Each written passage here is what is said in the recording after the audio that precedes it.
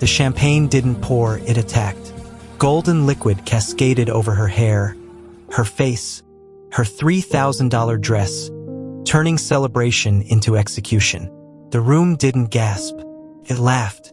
But the young woman frozen in shock wasn't just anyone. She was Anya Voss, daughter of the most dangerous CEO in the room. And her mother had just been given the only reason she needed to bring a $2.4 billion empire to its knees.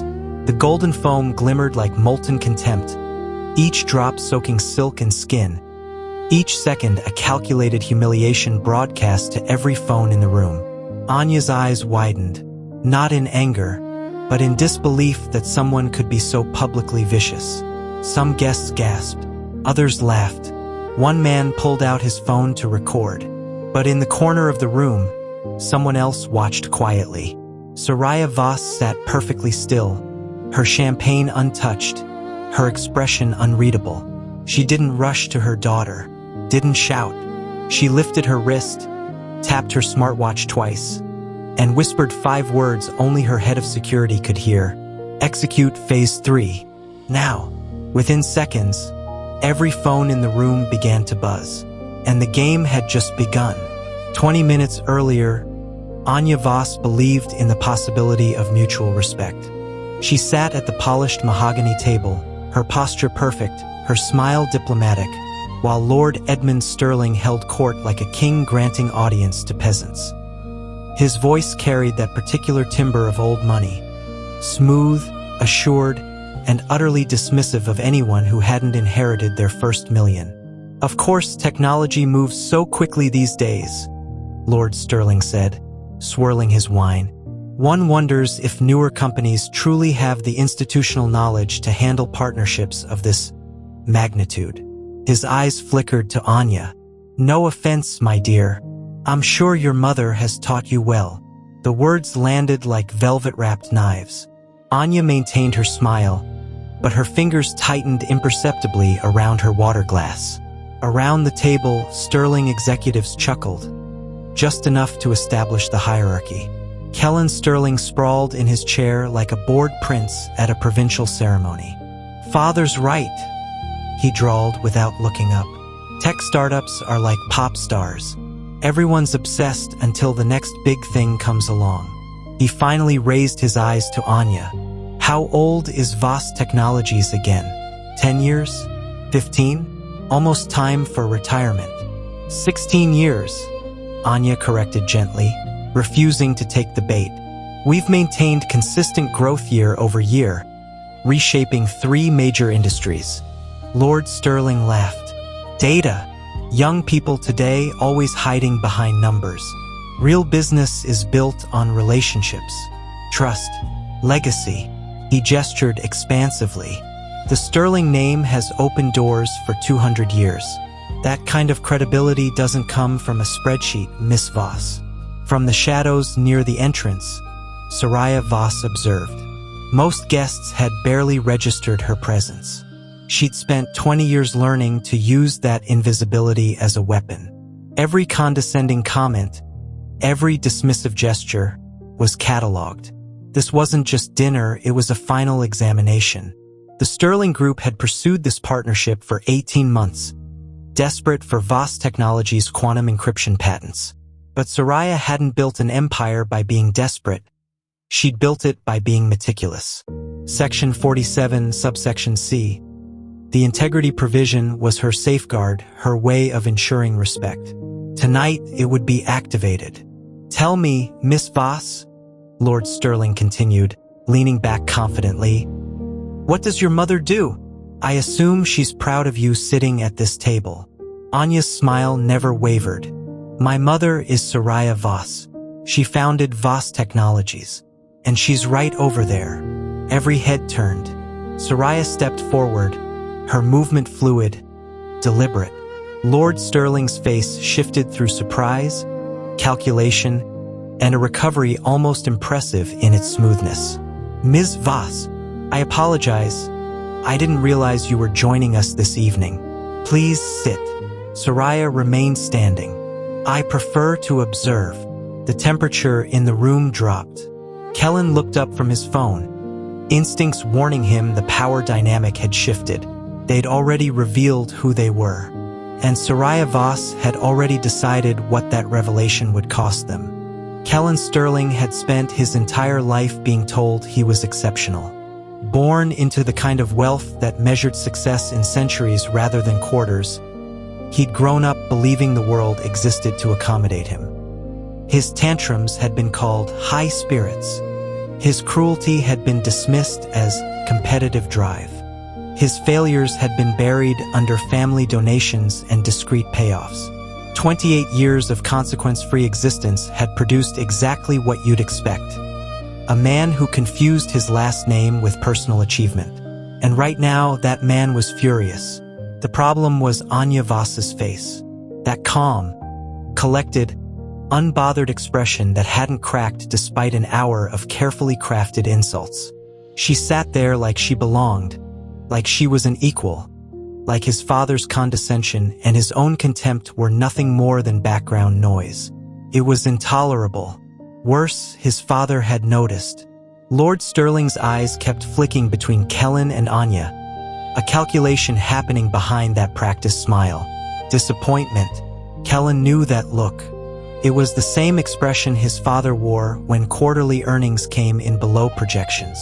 The look that said, "You're failing to deliver value." The encryption patents are, of course, crucial, Lord Sterling was saying, his attention fully on Soraya now. The conversation had shifted the moment she'd revealed herself.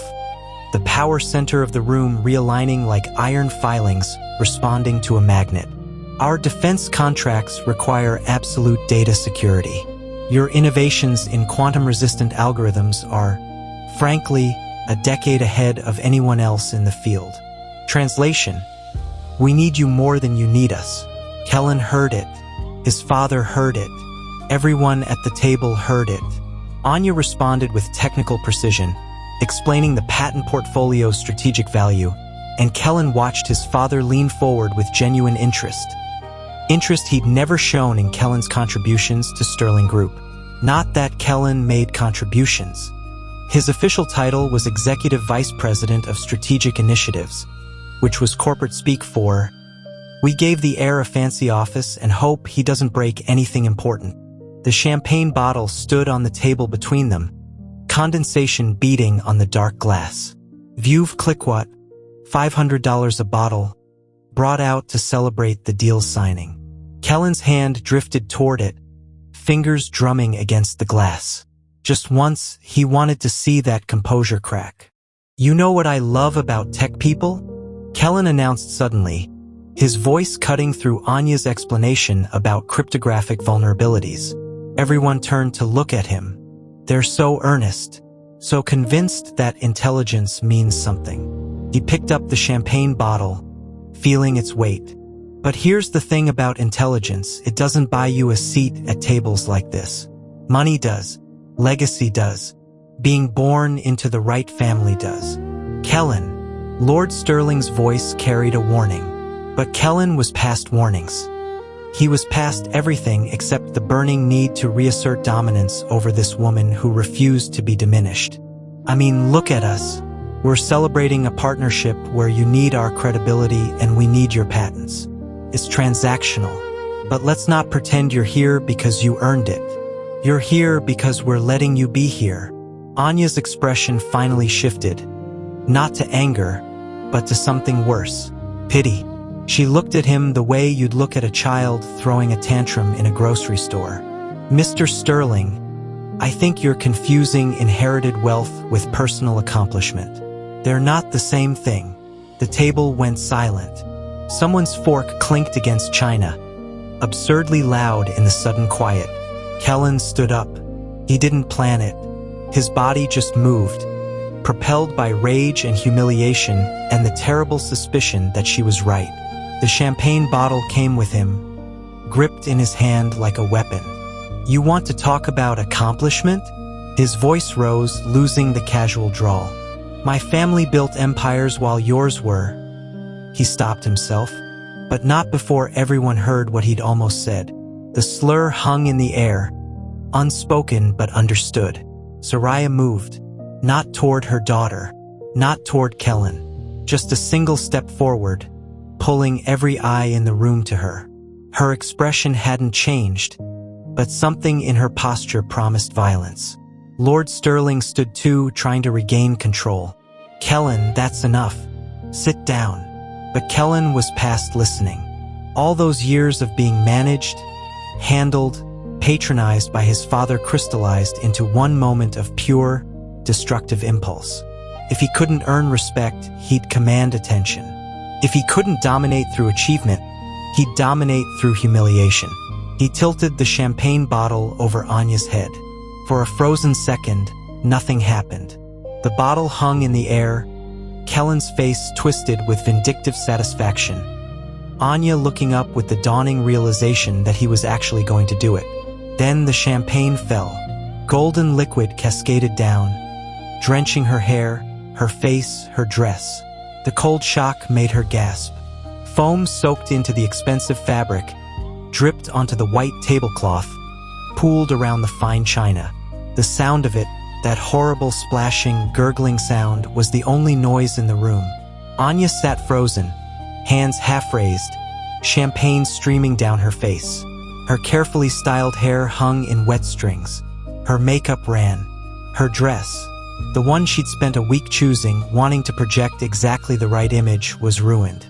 But worse than the physical mess was the look in her eyes. Not anger, not even shock anymore, just betrayal. The raw, wounded realization that someone could be this cruel. The room erupted, not in outrage, in laughter. High, tittering, nervous laughter from people who didn't know how to process what they just witnessed and defaulted to mob mentality. One of Sterling's executives actually applauded. Someone whistled. Lord Sterling's face went through another spectacular evolution. Shock, horror, then a desperate calculation about how to spin this. Kellen stood over Anya, the empty bottle still in his hand, breathing hard. For 3 seconds, he felt powerful, vindicated, like he'd finally put her in her place. Then he saw Soraya's face. She stood utterly motionless, her eyes locked on her daughter.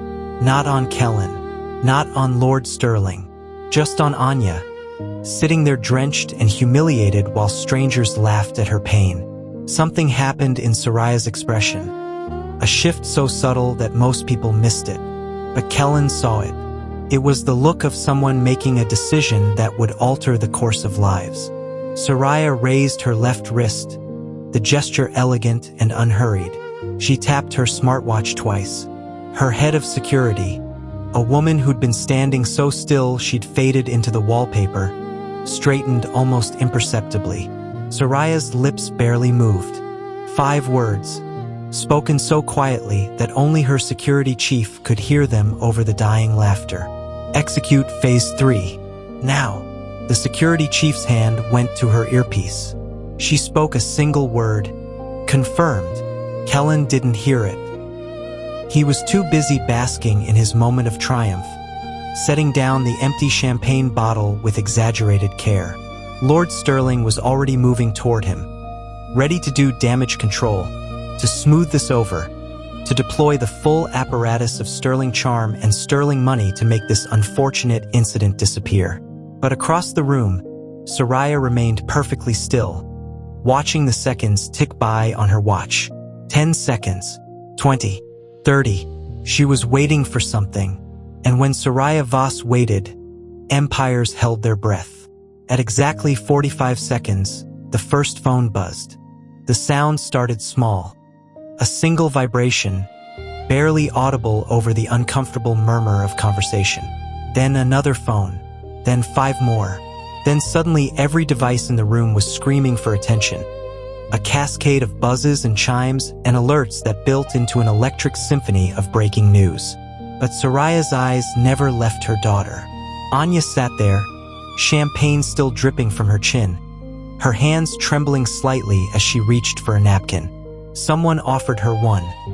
A junior Sterling executive, his face flushed with second-hand embarrassment. Anya took it with a quiet "thank you" that made Soraya's heart crack and harden simultaneously. Even now, even drenched in humiliation, her daughter maintained grace. That grace had cost everything to build.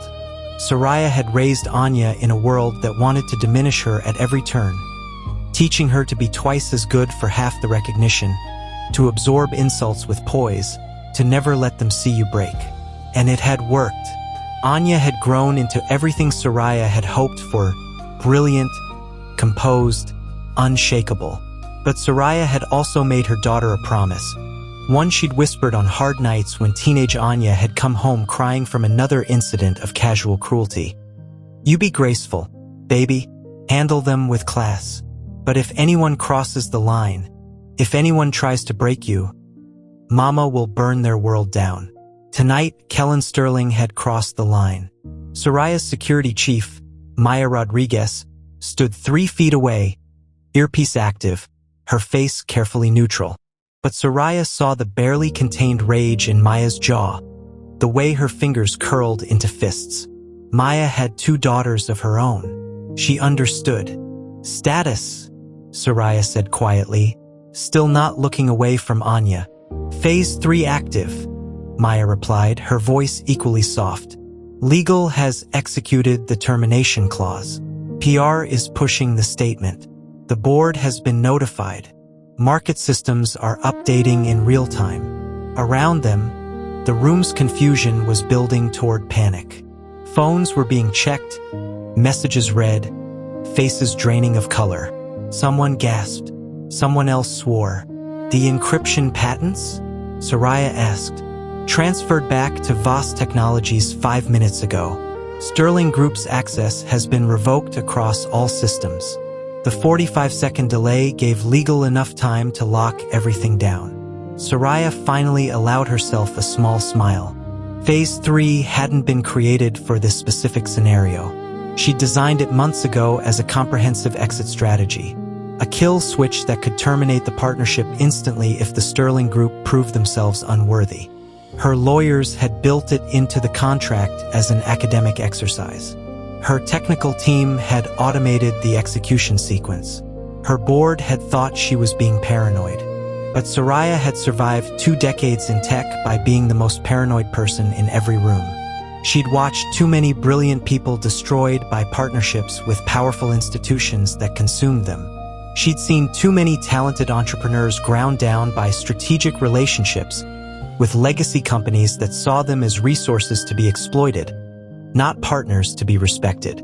So she'd built Phase 3, a single command that would cascade through every system, every contract, every line of code.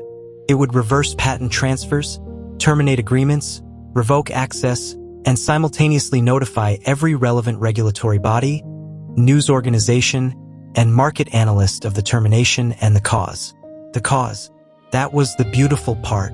The integrity provision, Section 47, subsection C, had been written with deliberate vagueness. Conduct inconsistent with Voss Technologies' ethical standards. Her lawyers could argue its enforceability in court for years, but they'd never get the chance, because Soraya had made sure that the termination notice included a very specific, very public explanation.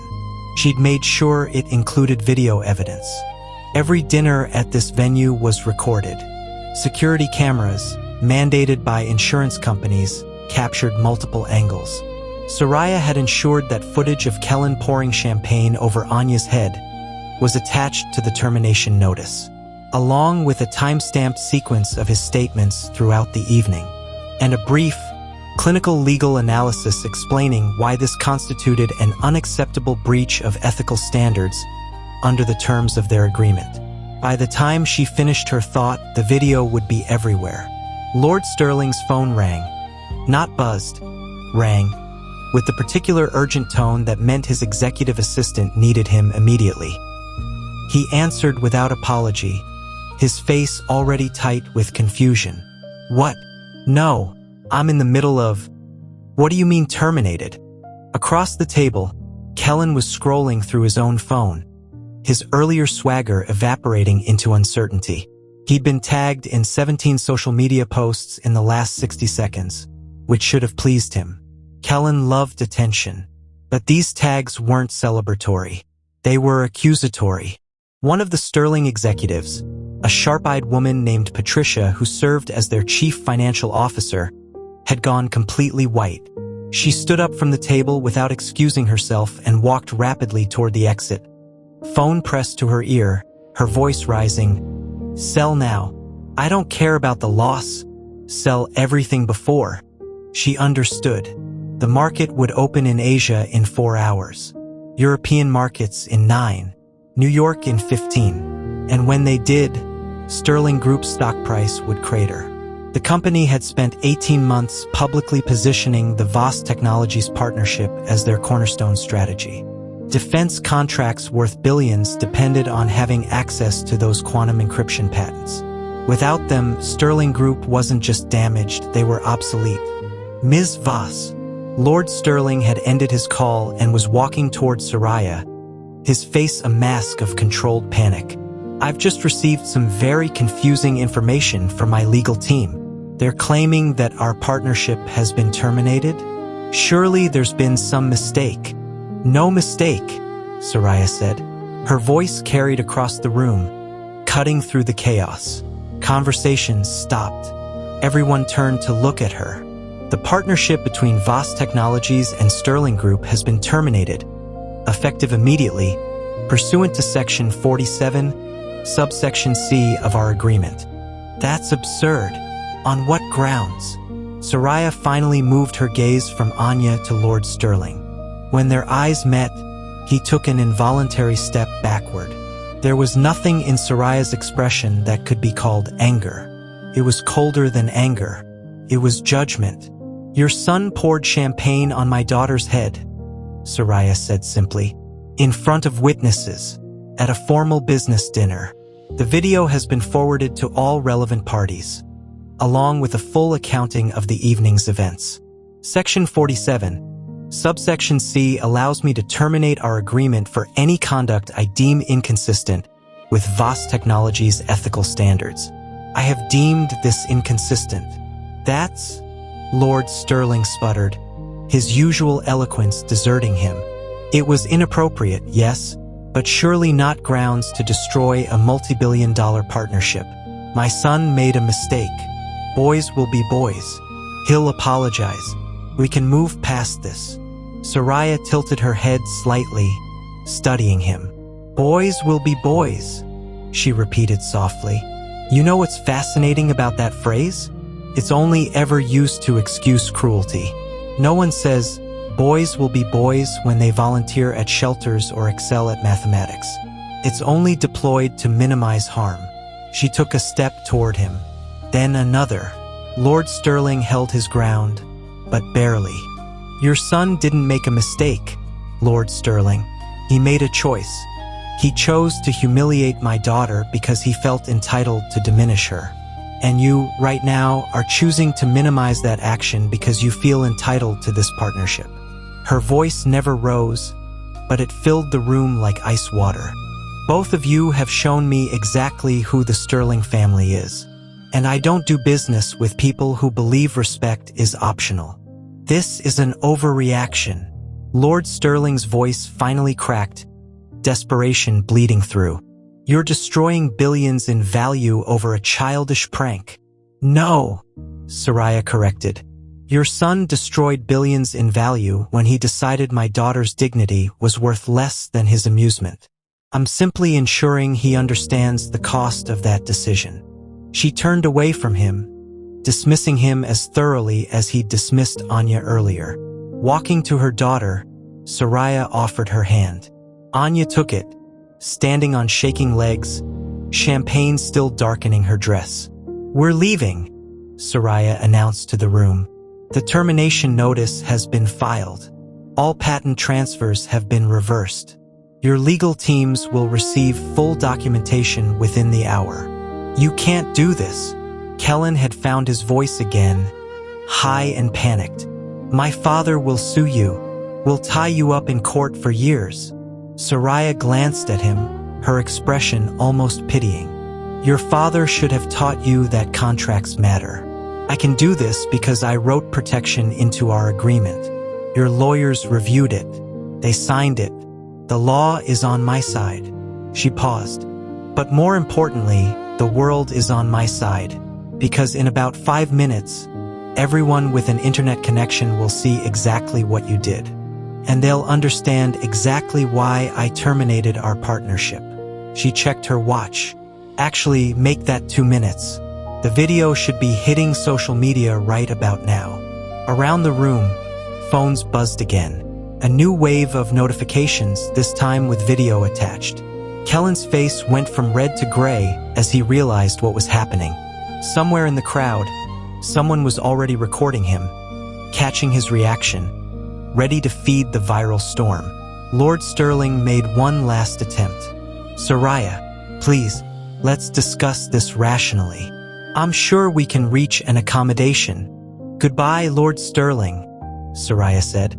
And then, to the room, "Anyone from Sterling Group who attempts to contact Voss Technologies or any of our employees will be met with a harassment complaint. This partnership is over. The relationship is terminated. And if you're wondering whether I'm serious," she let the smile finally reach her eyes, cold and satisfied. "Ask yourself if I look like someone who makes empty threats." No one answered. They didn't need to. Soraya wrapped an arm around Anya's shoulders and guided her toward the exit. Maya and 2 other security personnel materialized around them, forming a protective barrier. As they walked past the frozen crowd, Soraya heard someone whisper, "Did she really just tank a $2.4 billion deal over champagne?" Another voice answered, "She didn't tank anything. She made a statement, and Sterling Group just paid the price." By the time they reached the door, the first news alerts were already breaking. By the time they reached their car, Sterling Group stock had dropped 8% in after-hours trading. And by the time they reached home, Kellen Sterling's name was trending worldwide for all the wrong reasons. But Soraya wasn't thinking about any of that. She was thinking about her daughter, still trembling slightly despite her outward calm, and the promise she'd made all those years ago. "You be graceful, baby. Mama will burn their world down." Tonight, she'd kept that promise. The champagne was still drying in Anya's hair when the Sterling Group's empire began its freefall. It started in Seoul at 2:47 a.m. local time, when a junior analyst at the Korea Exchange noticed an unusual pattern in pre-market trading. Sterling Group stock, typically stable, boring, the kind of blue-chip legacy holding that pension funds bought and forgot about, had suddenly become interesting. Sell orders were flooding in. Not panic selling. Deliberate, informed selling. The kind that meant someone knew something. The analyst made 2 phone calls. The first was to his supervisor, who was already awake, staring at the same data.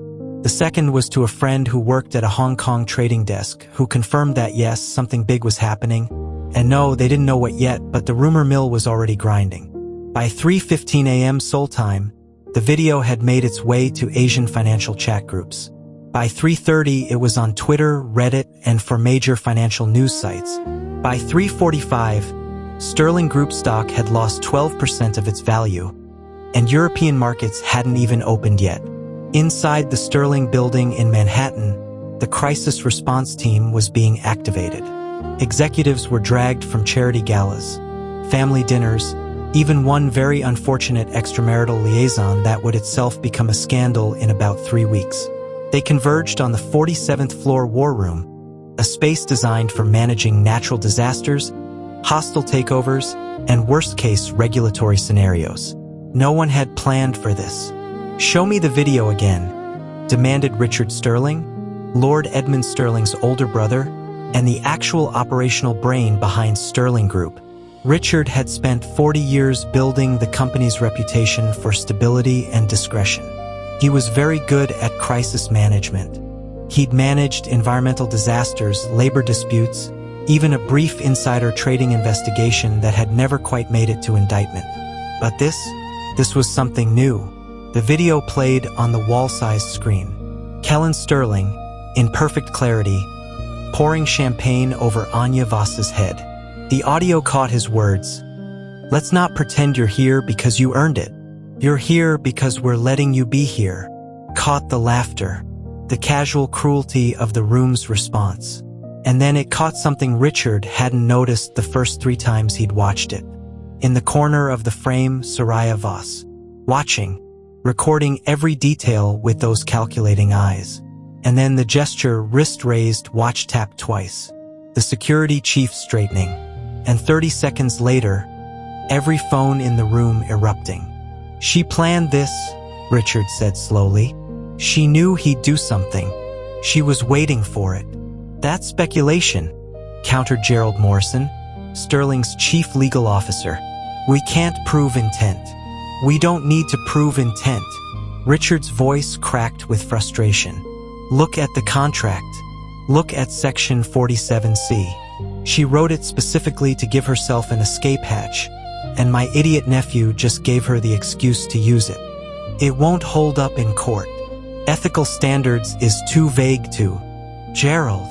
Richard's voice went quiet, which was worse than shouting. In 3 hours, London markets open. In 9 hours, New York opens. Our stock is already down 14% in after-hours trading. By tomorrow morning, we'll have lost billions in market cap. Every investor will be demanding answers. Every client will be reconsidering their contracts. And every single person will have seen that video. He pointed at the screen, where Kellen's face was frozen in an expression of smug superiority. This isn't about what holds up in court. This is about whether Sterling Group survives the week. Silence settled over the room. 20 executives, each making millions annually, each supposed masters of their domain, and not one of them had a solution. Where's Edmund? Someone finally asked. Still at the venue trying to manage Kellen, who is apparently having some kind of breakdown. Richard closed his eyes. Of course Kellen was having a breakdown. His face was being shared millions of times per hour, attached to words like entitled, racist, abuser. His name had become a verb on social media. Don't Kellen Sterling this meant don't let your privilege destroy you. The internet had found his old social media posts, his previous scandals that family money had buried, his DUI that had mysteriously disappeared, his sexual harassment complaint from a college intern that had been settled with an NDA. The video of the champagne wasn't an isolated incident.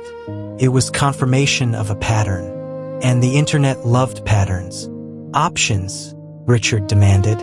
Give me options. We could offer Voss Technologies a new deal, suggested the CFO. Better terms, public apology, whatever they want. They don't want anything from us. Voss terminated the partnership, revoked our access to the patents, and made it clear she considers us morally bankrupt. You think she's going to come back to the negotiating table? Lawsuit then, breach of contract, tortious interference. We go after them for everything. Gerald Morrison shook his head. We'd lose. The integrity clause gives her complete discretion. And even if we had grounds, do you want this in court? Discovery would be a nightmare. Every email, every conversation, every piece of dirty laundry from the last 18 months would become public record. And with this video already circulating, every jury in America would side with her. So what? We just accept it? Let them destroy us? We accept it, Richard said heavily, because we don't have a choice. The partnership is dead. The patents are gone. Our defense contracts are going to evaporate once the Pentagon realizes we can't deliver on our security guarantees. The question isn't how to save the deal. The question is how to save the company. On the screen, the video looped again. Champagne falling. Anya's face. Shock transforming to humiliation. Kellen's satisfied smirk. And in the background, barely visible, Soraya Voss watching it all with the patience of a predator waiting for prey to step into a trap. She knew, Richard repeated. She set this up. Then she's smarter than we gave her credit for, Gerald said quietly. And we just learned a very expensive lesson about underestimating people. Richard's phone buzzed. Then again. Then it started ringing continuously. A cascade of calls from board members, investors, journalists, all demanding answers he didn't have. Around the room, other phones were erupting too. The digital cataclysm was spreading, consuming everything in its path. In Seoul, The Korea Exchange had suspended trading on Sterling Group stock, pending clarification. In London, the Financial Times was drafting a headline: Sterling Group partnership collapses after heirs assault on black CEO's daughter. In Singapore, Hong Kong, Mumbai, every major financial center was watching the same video and reaching the same conclusion. Sterling Group had catastrophically mismanaged a critical partnership. But it was the social media response that would truly kill them. Because this wasn't just a business story anymore. It was a cultural moment. It was about power, privilege, and consequences. It was about a black woman CEO who'd refused to accept disrespect, even when it cost billions. It was about a daughter who'd maintained dignity in the face of public humiliation. And it was about a billionaire's son who'd finally faced consequences for his actions. The hashtags were already trending. Hashtag Sterling Scandal, hashtag Respect Matters, hashtag Soraya Voss. Within 6 hours, the video had been viewed 40 million times. Within 12, it would hit 100 million. And every single view was another nail in Sterling Group's coffin. Richard Sterling watched the numbers climb on various screens around the room, each one a different metric of destruction. Stock price, down 18%. Social media sentiment, 94% negative. Client inquiries, 47 and climbing. Partnership termination requests, 12 so far, but the day was young. "Get me Kellen," he said finally, "and get me Edmund. We need to discuss succession planning." Someone in the back of the room gasped. Succession planning meant removing family members from operational control. It meant admitting that the Sterling name, 200 years of legacy, power, and influence, had become a liability. "Sir, are you sure?" "The board will demand it by morning," Richard said flatly. "Better we control the narrative. Kellen is out, effective immediately. Edmund is demoted to advisory role. We bring in outside management and pray that's enough to stop the bleeding." He looked at the screen one more time. Soraya Voss's face, calm and implacable, watching her daughter being humiliated, waiting for exactly the right moment to strike. "She beat us," Richard said softly. "She saw us coming from miles away, and she beat us." In Hong Kong, in London, in New York, traders were reaching the same conclusion. This wasn't a scandal that Sterling Group could survive through the usual means: money, lawyers, influence. This was a scandal that had exposed something rotten at the core of the company. And Soraya Voss had made sure the entire world was watching when it happened. The digital cataclysm wasn't just destroying Sterling Group's stock price. It was destroying the illusion that had sustained them for centuries. The illusion that legacy wealth meant inherent worth, that old money meant old wisdom, that a famous name was worth more than demonstrated character. Soraya Voss had just proven that illusion wrong. And she'd done it in under 60 seconds. Lord Edmund Sterling found Soraya in the venue's marble-columned foyer, helping Anya into a coat that one of the staff had retrieved. His approach was hurried, undignified. Not the measured stride of a man accustomed to command, but the desperate scramble of someone watching their world collapse in real time. "Ms. Voss." His voice echoed off the marble, too loud, tinged with panic he couldn't quite suppress. "Please, we must speak. Surely we can resolve this like rational adults." Soraya didn't turn around.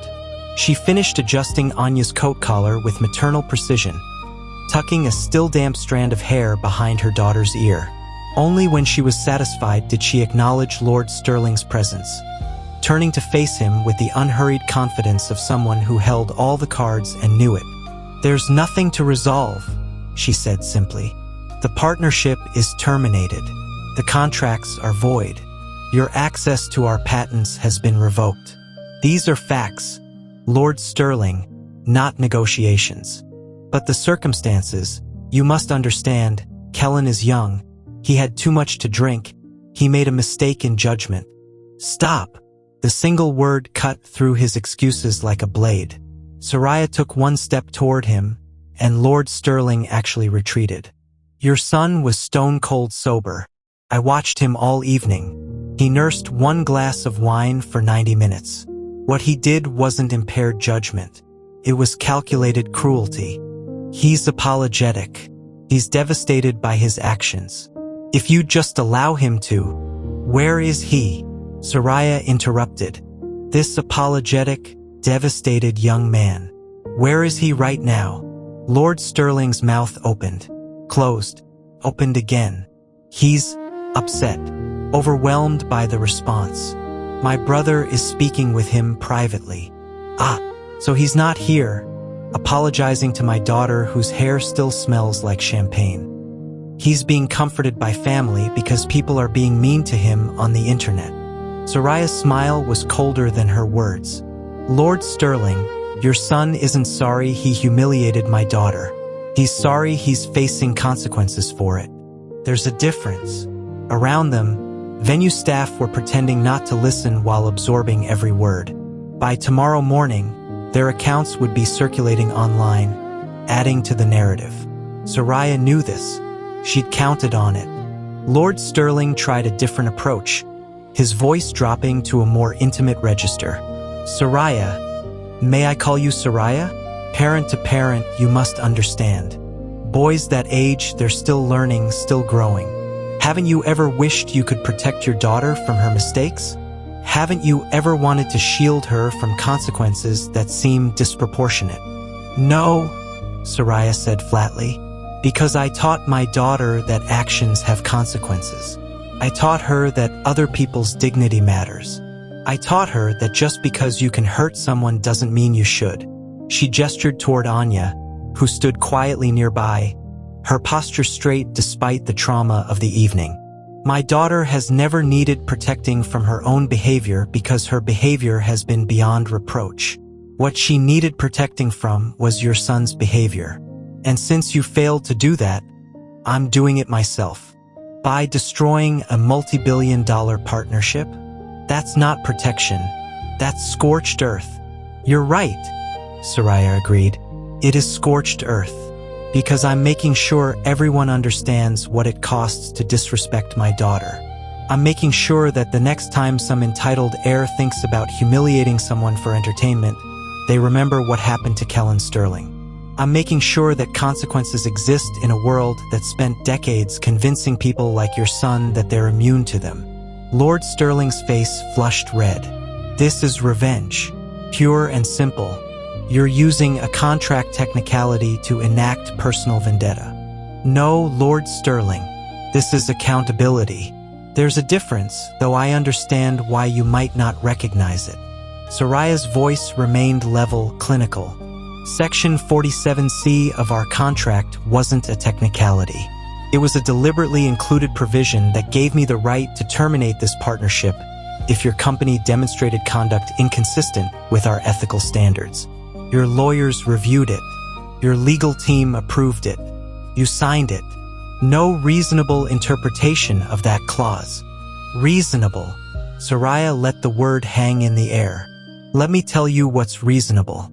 It's reasonable to expect that at a formal business dinner, executives will behave professionally. It's reasonable to expect that the heir to a 200-year-old company will demonstrate basic respect for business partners. It's reasonable to expect that when a 28-year-old man humiliates a woman in public, there will be consequences. She paused. What's not reasonable is expecting me to continue a partnership with people who think my daughter's dignity is negotiable. The deal was worth $2.4 billion, and my daughter's dignity is priceless. Soraya's voice finally rose, not to a shout but to something harder and more final. You keep talking about the deal, the money, the contracts, as if that's what matters here. Let me make this clear. I don't care about your deal. I don't care about your company. I don't care about your 200-year legacy. I care about my daughter, who spent weeks preparing for this dinner, who wanted so badly to prove herself capable of carrying our family's future, who sat at that table and absorbed your condescension and your son's cruelty with grace and composure. And then your son poured champagne on her head while people laughed. The foyer had gone completely silent. Even the staff had stopped pretending to work. Do you know what she said to me in the car on the way here? Soraya continued. her voice softer now but no less forceful. She said, "Mom, I know they're going to test me. I know they're going to try to make me crack. But I won't. I'll make you proud." And she did. She sat there and took everything they threw at her with dignity. She did exactly what I taught her to do. Soraya's eyes locked onto Lord Sterling's. "And you want to know what I taught her? I taught her that grace doesn't mean acceptance. I taught her to be kind but never to be a doormat. I taught her that she should handle disrespect with class, but that I would handle it with consequences." "This is an overreaction," Lord Sterling said, but his voice had lost its conviction. A disproportionate response to a momentary lapse in judgment. "You still don't understand." Soraya shook her head slowly. "This isn't about what Kellen did in that moment. This is about what your family is. Every condescending comment, every dismissive gesture, every assumption that your money and your name made you superior to us. Your son's actions were just the culmination. He didn't suddenly become cruel tonight, Lord Sterling. He is cruel, and he learned it from somewhere." The accusation hung in the air. Lord Sterling's face went through several expressions before settling on impotent rage. "You have no right. I have every right. I have the right written into our contract. I have the right granted by your son's actions. And I have the moral right of a parent protecting her child." Soraya checked her watch. "It's been 47 minutes since I executed the termination. By now, the footage has been seen by approximately 50 million people. Your stock has dropped. What was the last number, Maya?" 22%, ma'am." Maya answered from her position by the door. "And falling. 22%, Soraya repeated. "In less than an hour, your company has lost billions in market capitalization. And it's going to get worse, because this video isn't going away. It's going to be studied in business schools as a case study in corporate ethics. It's going to be referenced in diversity training. It's going to follow your family name for generations." She smiled without humor. "Congratulations, Lord Sterling. Your son made you famous. You're enjoying this." The words were an accusation. "No," Soraya said quietly. "I'm not. I wish this dinner had ended with a partnership. I wish your son had proven himself capable of basic human decency. I wish I could have gone home tonight believing that progress is possible, that old institutions can change, that power and respect can coexist." She glanced at Anya, who met her mother's eyes with gratitude and love. "But he didn't. So now I'm making sure that the next time a company like yours considers a partnership with a company like mine, they remember this moment. They remember what it costs to mistake tolerance for weakness. Before you go, I need you to do something for me. If you're watching this from New York, London, Lagos, Mumbai, wherever you are in the world, drop a comment and tell me where you're from. Because this story isn't just about one family or one company. It's about a shift that's happening everywhere. And I want to know where you're witnessing it. Hit that subscribe button too, because the next chapters reveal something even the Sterling family didn't see coming. Lord Sterling opened his mouth, then closed it. There was nothing left to say. The power dynamic had shifted so completely that words were meaningless. He was used to being the authority in every room, the final decision maker, the man whose approval or disapproval shaped careers and companies. But standing in front of Soraya Voss, he was just a man whose son had made a catastrophic mistake, and whose money couldn't fix it. "The board will hear about this," he said finally, a last-week attempt at threat. "Your board. Our shareholders will demand answers. My board already knows. I briefed them 3 months ago on the contingency plan for early partnership termination. They approved it unanimously." Soraya tilted her head. "Did you brief your board, Lord Sterling? Did you tell them that your company's entire strategic direction rested on maintaining a relationship with partners you and your son clearly held in contempt? Because I suspect they're calling you right about now to ask why they're reading about their executive heir assaulting a business partner in the Wall Street Journal." As if on cue, Lord Sterling's phone rang. He glanced at the screen, and whatever he saw there drained the remaining color from his face. He didn't answer it. "That's what I thought," Soraya said. "Now if you'll excuse us, my daughter needs to go home, wash champagne out of her hair, and process the trauma your son inflicted on her. And I need to prepare for tomorrow's media appearances, where I'll be explaining exactly why Voss Technologies prioritizes ethics over profit." She turned to leave, Anya falling into step beside her, Maya and the security team forming their protective formation. "Ms. Voss." Lord Sterling's voice stopped her. When she looked back, she saw something new in his expression. Not anger, not calculation, just exhaustion and the beginning of understanding. "Your daughter conducted herself with remarkable grace tonight, despite everything. You should be proud." "I am," Soraya said. "I always have been, and I should have controlled my son." It wasn't an apology. It wasn't enough, but it was the first honest thing he'd said all evening. "Yes," Soraya agreed. "You should have, but you didn't, and now we all live with the consequences." She walked out into the night, her arm around her daughter's shoulders, leaving Lord Edmund Sterling alone in the marble foyer with nothing but his phone, which wouldn't stop ringing, and the ruins of the empire his family had spent 2 centuries building. Behind them, the digital cataclysm continued to spread, consuming everything in its path.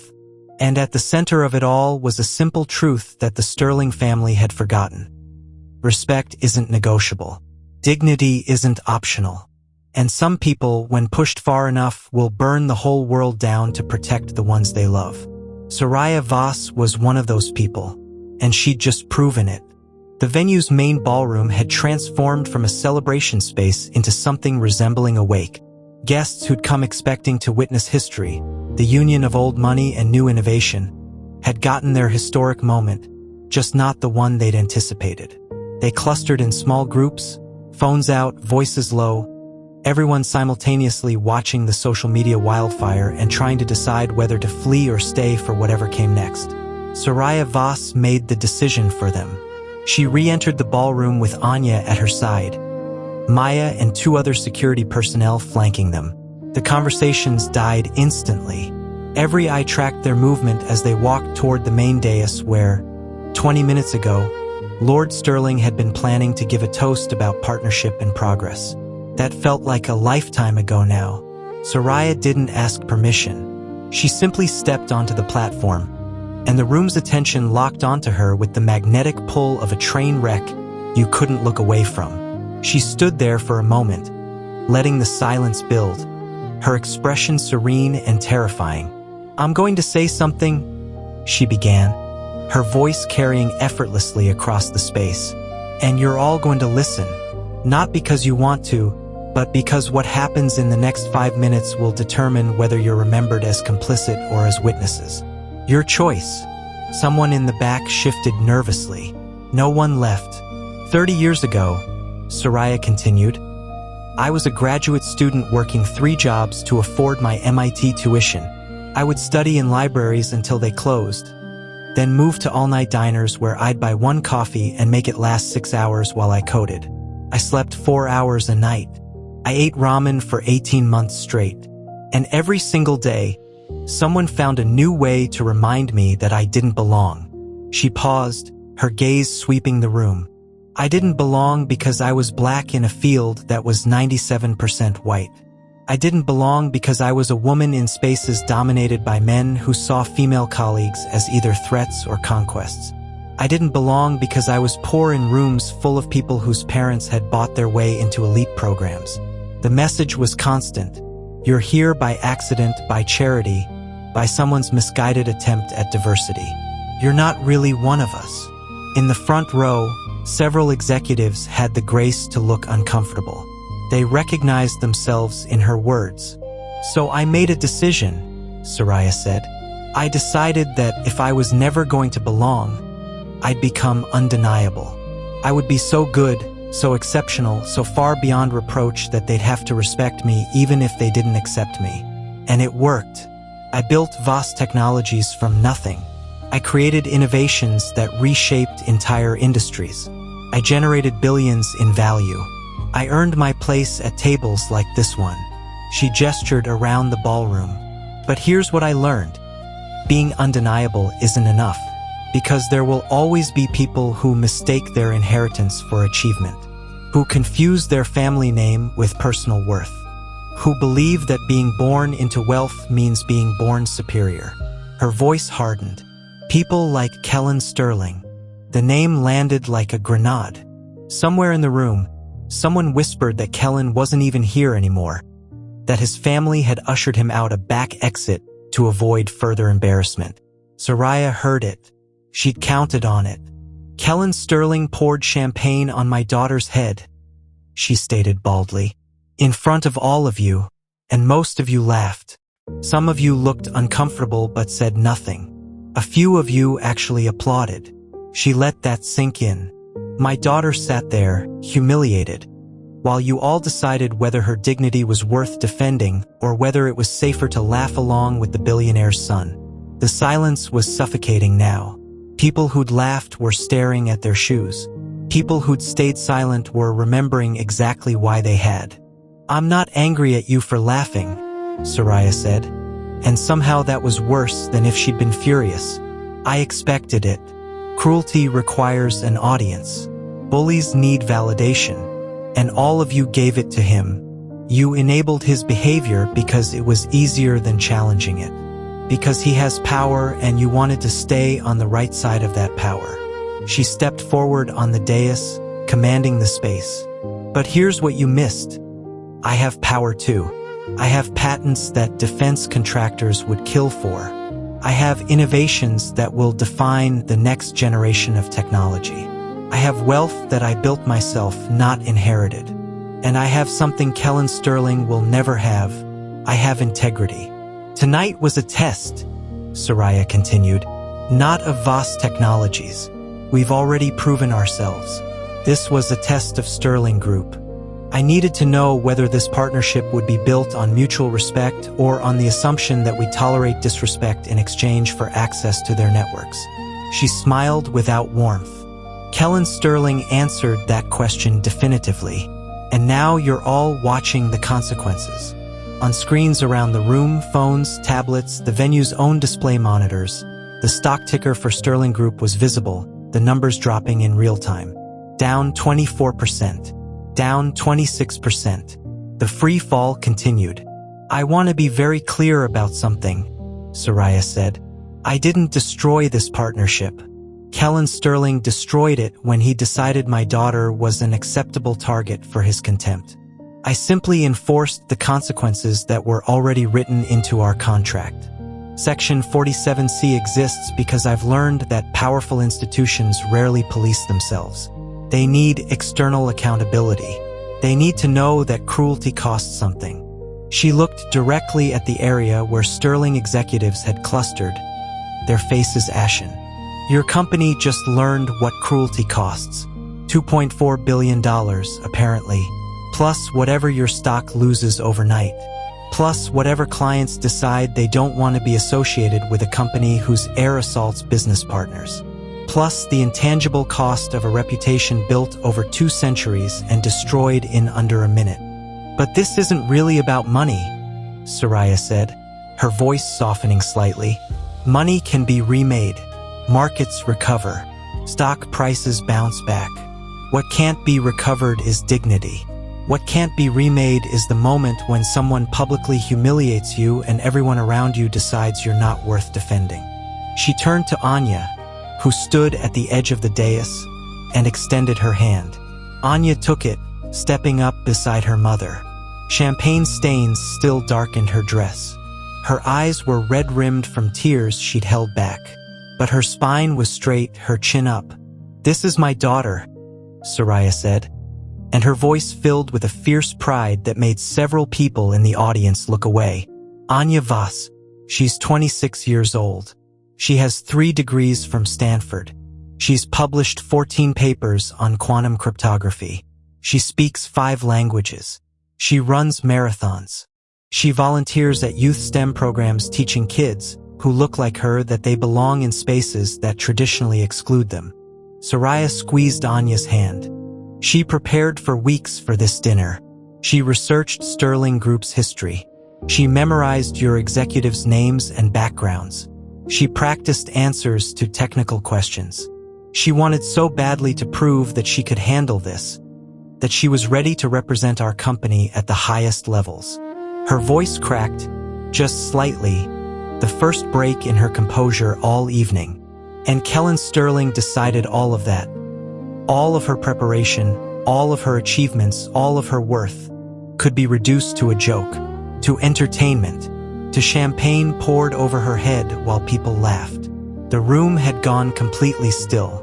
Even the phone notifications had stopped, as if the entire digital world was holding its breath. So yes, Soraya said, I terminated a multi-billion-dollar partnership, and I'd do it again. I'd do it 1,000 times, because I'm not just building a company. I'm building a legacy, and that legacy means nothing if it's built on accepting disrespect. It means nothing if it teaches my daughter that her dignity is negotiable. It means nothing if it sends the message that success means tolerating cruelty from people with power. She addressed the room at large now, her voice carrying the weight of pronouncement. We don't just build companies at Voss Technologies. We build character. We build systems where integrity isn't optional. We build partnerships where respect is the foundation, not an afterthought. And when someone shows us they can't meet that standard, when they prove through their actions that they see us as less than human, we walk away. We don't care how much money is on the table. We don't care how prestigious the partnership is. We walk away. Soraya's gaze found Lord Sterling, who'd re-entered the ballroom and was standing against the back wall, his phone dark in his hand. Their eyes met across the distance. Today, you failed the easiest test, Soraya told him, told all of them. The test of basic human decency. The test of treating people with respect regardless of their race, their gender, their background. Your son failed it catastrophically. Your company failed it by creating an environment where he thought that behavior was acceptable. And many of you in this room failed it by laughing instead of intervening. She stepped back, preparing to leave the dais, but stopped for one final statement. There's going to be a lot of analysis of this night. Financial analysts will debate whether I made the right business decision. Legal experts will argue about contract interpretation. But I want you to remember something. This wasn't a business decision. This was a moral one. And in the choice between money and dignity, between partnership and principle, I chose principle. I will always choose principle. Looking at Anya one more time, Soraya's expression softened into something that was purely maternal, protective, proud, and utterly uncompromising. I told my daughter years ago that she should handle disrespect with grace, that she should be the bigger person, that she should never let people's prejudices diminish her. She paused. But I also told her that while she handles them with grace, I'll handle them with consequences. Tonight, I kept that promise. The speech was over. Soraya stepped down from the dais, Anya beside her, and began walking toward the exit. This time, the crowd parted before them like a sea, everyone desperate to avoid being in their path, being associated with the catastrophe, being remembered as one of the people who'd laughed. But as they passed, something unexpected happened. A woman near the center of the room, younger, maybe 30, wearing the kind of ambitious suit that screamed, "Trying to make partner," started clapping. Just her, alone, the sound sharp and defiant in the silence. Then another person joined. Then another. Not everyone, not even most people, but enough. Enough that by the time Soraya and Anya reached the ballroom doors, there was scattered applause following them out.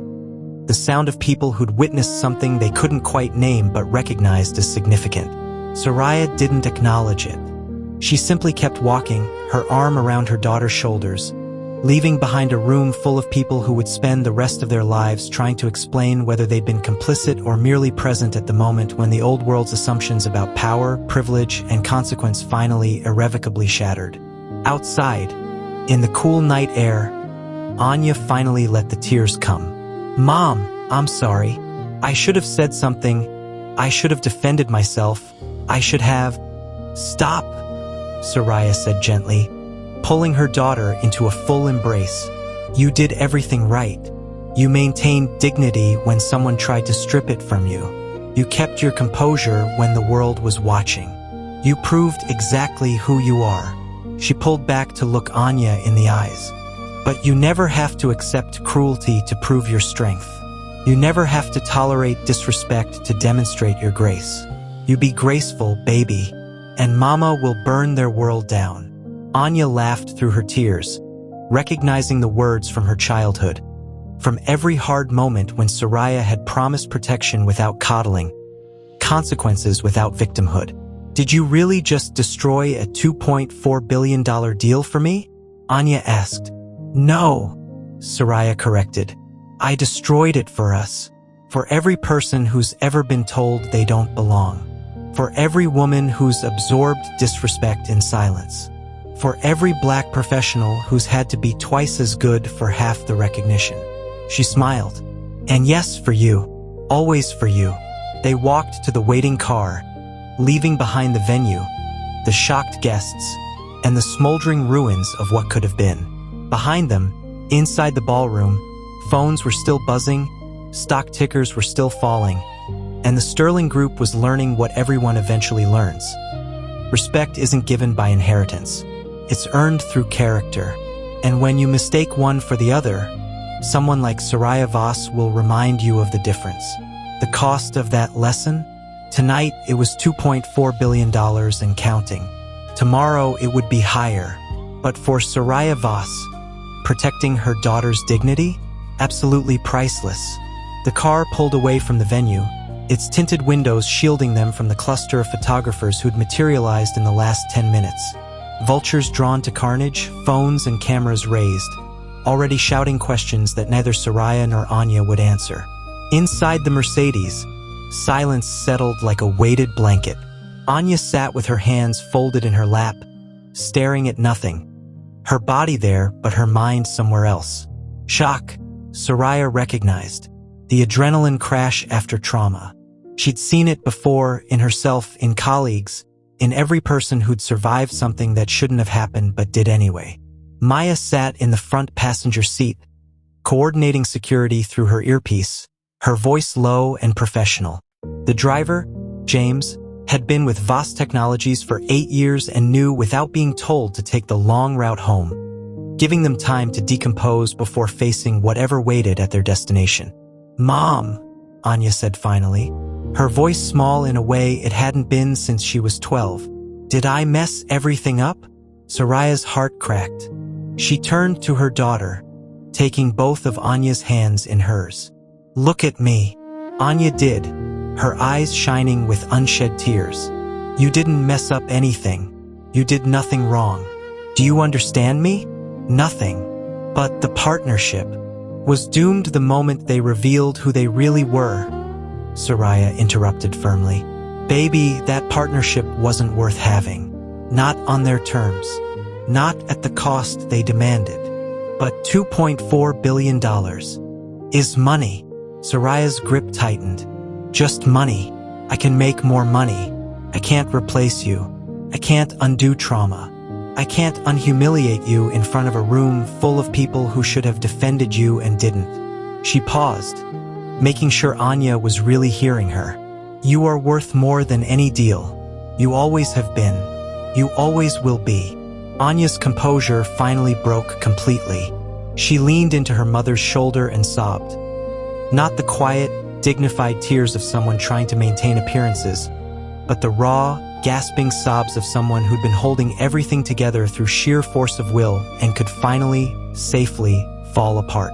Soraya held her, one hand stroking her hair, still sticky with champagne, murmuring the same words she'd murmured when Anya was 5 and had scraped her knee, when she was 13 and had been bullied at school, when she was 19 and her first serious relationship had ended badly.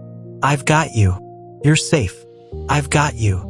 They stayed like that for several blocks, the city lights sliding past the windows, the car's gentle motion soothing. Gradually, Anya's sobs subsided into shaky breaths, then hiccups, then an exhausted stillness. "I wanted to prove I could handle it," Anya whispered. "I wanted to show you I was ready, that I could represent us at that level." "And you did," Soraya said. "You handled their condescension with grace. You answered their questions with expertise. You maintained perfect professionalism even when they were being deliberately insulting. Anya, you passed every test that mattered. But Kellen Sterling is a grown man who chose to humiliate you because he couldn't handle your competence. That's not your failure. That's his. And now he's learning what happens when people like him finally face consequences for their actions." Anya pulled back slightly, wiping her eyes with the back of her hand. "Did you plan this? Terminating the partnership, the video, the timing, all of it." Soraya was quiet for a moment, considering how much to reveal. Then she decided her daughter deserved the truth. "Yes and no. I planned for the possibility. Section 47C wasn't an accident. It was insurance. I've learned over the years that partnerships with old money institutions often reveal their true nature eventually. People who've never had to earn respect tend to assume it's owed to them. And when they realize it's not, they lash out. So you expected this?" "I expected something," Soraya admitted. "Maybe not the champagne specifically, but I expected them to push, to test boundaries, to see how much disrespect we tolerate in exchange for access to their networks and credibility." She smiled without humor. "I've been underestimated my entire career. Usually it's subtler microaggressions, passive-aggressive comments, being interrupted in meetings, having my ideas credited to male colleagues. But sometimes, people like Kellen come along who can't even manage subtlety. And that's when you have a choice." "What choice?" "Whether to accept it for the sake of the deal, or to draw a line and enforce consequences." Soraya looked out the window at the city passing by. 10 years ago, I might have swallowed it, told you to rise above it, finished the partnership and vowed to never work with them again. But I'm tired, baby. I'm tired of being the bigger person. I'm tired of teaching brilliant young women like you that success means absorbing disrespect with a smile. I'm tired of watching people with inherited wealth treat people with earned success like we should be grateful for their attention." She turned back to Anya. "So tonight, I decided I was done being tired. Tonight, I decided that if they were going to reveal who they really were, I was going to make sure everyone watched. And I was going to make sure it cost them everything." "The humanity check?" Anya said slowly, remembering fragments of conversations she'd overheard between her mother and the board. "You called it the humanity check?" "Yes," Soraya nodded. "I told the board that before we committed fully to any partnership, I wanted to observe how the Sterling family treated people they considered beneath them, how they treated staff, how they spoke to assistants, whether they showed basic respect to anyone who couldn't advance their interests." She paused. "They failed spectacularly. The way Lord Sterling dismissed you, the way Kellen spoke to waiters, the casual contempt woven through every interaction. It told me everything I needed to know. And then Kellen poured champagne on your head and gave me the legal justification I needed to execute the termination clause. So you used me," Anya said, "but there was no accusation in it, just an attempt to understand." "No," Soraya's voice was firm. "I never used you. I positioned you as the test because I knew they'd reveal their true selves around you. Young, brilliant, black, female, you represent everything people like the Sterlings claim to value while secretly resenting. But I never anticipated they'd be cruel. I hoped they'd surprise me. I hoped they'd prove that progress was possible, that old institutions could evolve. But they didn't," Soraya confirmed. "And I'm not sorry we found out now rather than 3 years and billions of dollars into a partnership where we'd be trapped with people who fundamentally don't respect us. The car pulled to a stop at a red light. Through the window, Soraya could see a news ticker on a building's LED display. Sterling Group stock plummets after partnership termination. Even in the dim interior, she could see the percentage, down 28%. Anya followed her gaze. Mom, are we going to be okay? Financially, that deal was supposed to. We're going to be more than okay, Soraya said with absolute confidence. Do you know why I was comfortable walking away from Sterling Group? Because I already had 3 other major partnerships in negotiation. Because our patent portfolio is so valuable that defense contractors are lining up to work with us. Because I built this company to be strong enough to survive without any single deal, no matter how large. She turned back to Anya.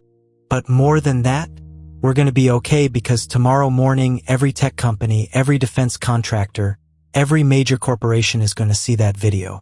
And they're going to see me terminate a $2.4 billion deal rather than accept disrespect. Do you know what message that sends? Anya shook her head. It sends the message that VOS technologies cannot be bought, Soraya said. That we have standards that aren't negotiable. That partnering with us means treating us as equals, not as supplicants grateful for old money's attention. Tomorrow, we're going to have companies calling us who never would have considered us before. Not because they're more enlightened, but because they're more afraid. They're afraid of being the next Sterling Group. And fear, unlike respect, can be immediate. The car started moving again, turning onto the quieter streets that led to their neighborhood. The frenzy of the city center gave way to tree-lined roads and elegant brownstones. Home was close now. There's something else you should know, Soraya said carefully. The board meeting 3 months ago when I briefed them on Phase 3. I also briefed them on the expected financial impact. I showed them projections of what we'd lose in the short term and what we'd gain long term by being willing to walk away from bad partnerships. They approved it unanimously because they understood something crucial. Our brand isn't just about innovation. It's about integrity. And tonight, we just spent $2.4 billion to prove that our integrity isn't for sale. That's an expensive proof, Anya said, but she was smiling slightly now, the shock beginning to recede. The most effective ones usually are, Soraya agreed. But by this time next week, we'll have recovered it in new partnership inquiries alone. By next month, our company valuation will have increased because we've demonstrated something rare in corporate America: actual principles. By next quarter, we'll be featured in every business school as a case study in ethical leadership. And in 5 years, when you take over as CEO, which you will because you're ready and you're brilliant and tonight proved that you can handle anything, you'll have inherited a company known not just for what we build, but for what we stand for. Anya was quiet, processing. Then, you really think I'm ready to be CEO? I know you are. Tonight confirmed it. You handled yourself perfectly under circumstances that would have broken lesser people. And more importantly, you understand now, really understand what it means to lead with integrity. That's not something I can teach in a boardroom. That's something you learn by living through moments exactly like tonight. The car pulled into their driveway, the security gates closing behind them with a solid, reassuring thunk. Home. Safe. Maya spoke quietly into her earpiece, confirming perimeter security, before turning to address them both. Ma'am, the media presence is already building. We have satellite trucks setting up 3 blocks away.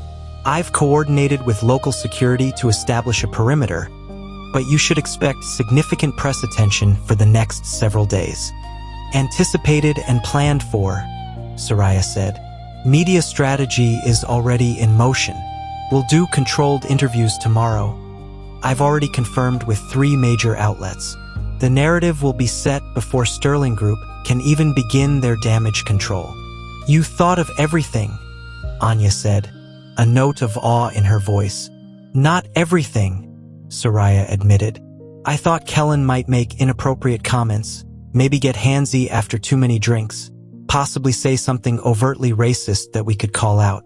I didn't actually anticipate the champagne. She shook her head. That was more blatant than I expected. But it worked out. The visual is undeniable. No one can spin that into a misunderstanding or he said, she said ambiguity. The video speaks for itself. They exited the car and walked toward the house. Anya moving a bit unsteadily, exhaustion and emotional drain catching up with her. Inside, the house was warm, familiar, safe. Exactly what they both needed. Go shower, Soraya instructed gently. Wash the champagne out. Put on something comfortable. I'll have Rosa make you some tea and real food. You barely ate at that disaster of a dinner. What are you going to do? I'm going to make some calls, Soraya said.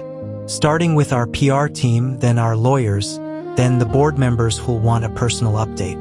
Then I'm going to watch the news coverage, monitor social media sentiment, and make sure our narrative is holding. She paused. And then I'm going to come check on you and make sure you're actually okay, not just pretending to be okay. Anya hugged her mother tightly. Thank you, Mom, for everything, for protecting me, for making them pay. Always, baby, Soraya whispered into her daughter's hair. I will always protect you, no matter what it costs, no matter who I have to destroy.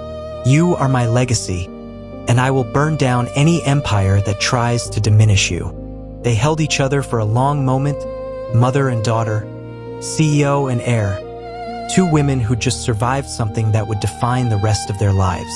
Then Anya pulled back, squared her shoulders, and headed upstairs to wash away the physical evidence of the evening's trauma.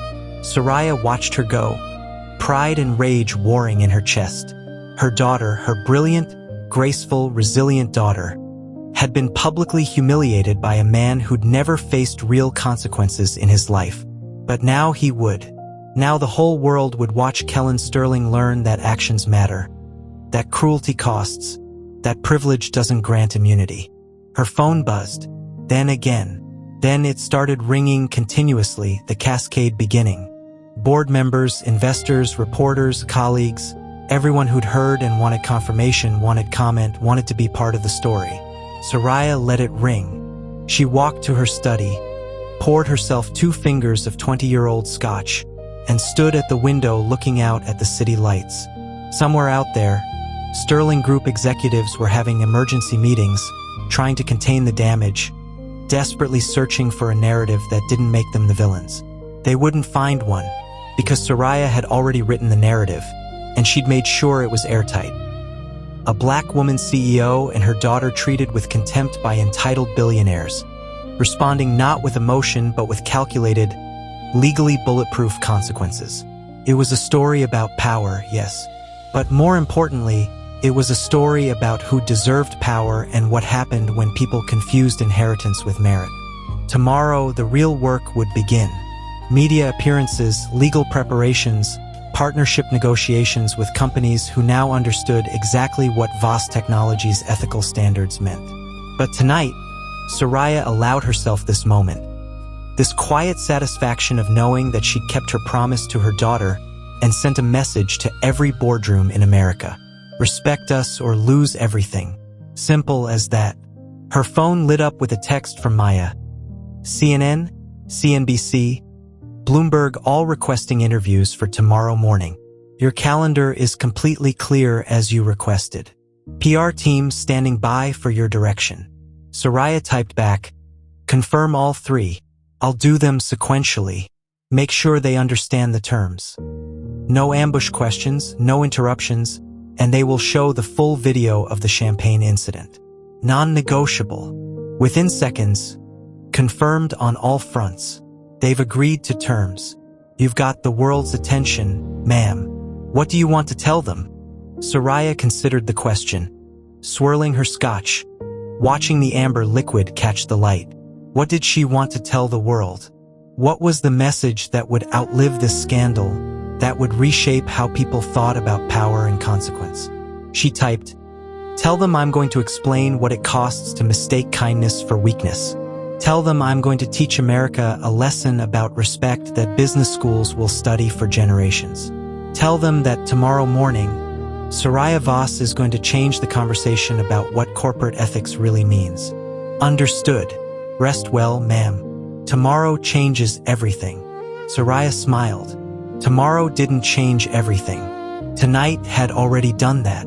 Tomorrow just made sure everyone understood what had happened and why it mattered. She finished her scotch, set down the glass, and went upstairs to check on Anya. Because at the end of this very long, very consequential night, what mattered most wasn't the partnership she'd destroyed or the empire she'd damaged or the statement she'd made.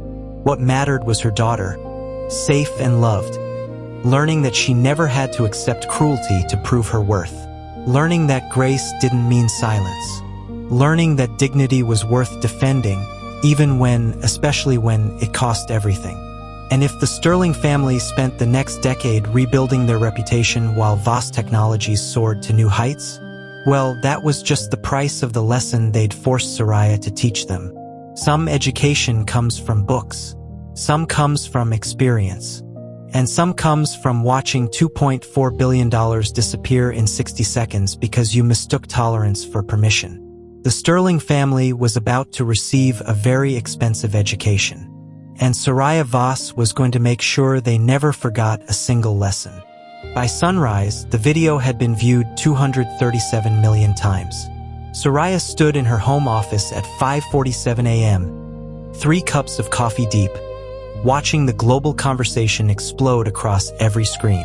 Her media team had set up a command center in the dining room, 6 people monitoring different platforms, tracking sentiment, identifying key influencers, preparing response strategies. But the truth was, they didn't need to do much. The story was telling itself.